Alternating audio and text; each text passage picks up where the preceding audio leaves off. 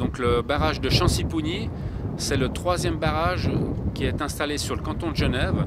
Donc le Rhône sur Genève, il coule sur 25 km. Et au bout de 21 km depuis le barrage du Seget, en fait, on rencontre le barrage de Chancy-Pougny.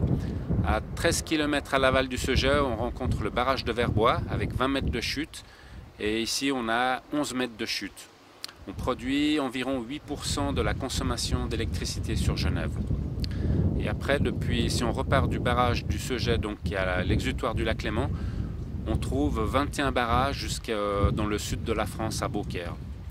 Et en fait, tous ces barrages sur le Rhône en font le fleuve le plus puissant de France au niveau production énergie hydroélectrique.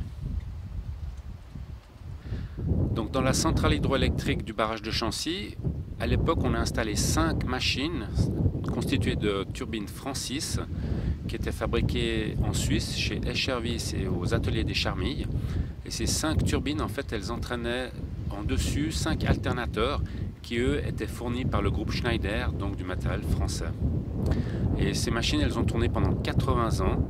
Et à la reprise en fait de la centrale hydroélectrique par les SIG, il était décidé de rénover ces machines.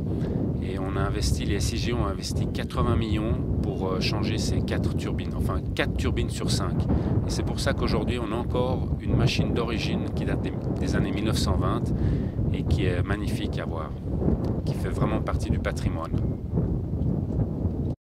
Alors lors de la rénovation de la centrale hydroélectrique, donc on a changé 4 turbines sur 5, on a dû casser le sol. Et il restait la partie vers le groupe 5 en fait qui était constituée, qu'on a recherché du carrelage pour terminer comme il faut et garder l'endroit où il y avait la 5e machine vraiment d'origine.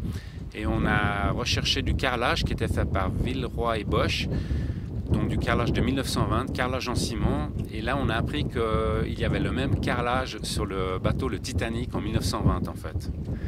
Donc dans la salle des machines, on peut dire qu'on avait un point commun avec le Titanic.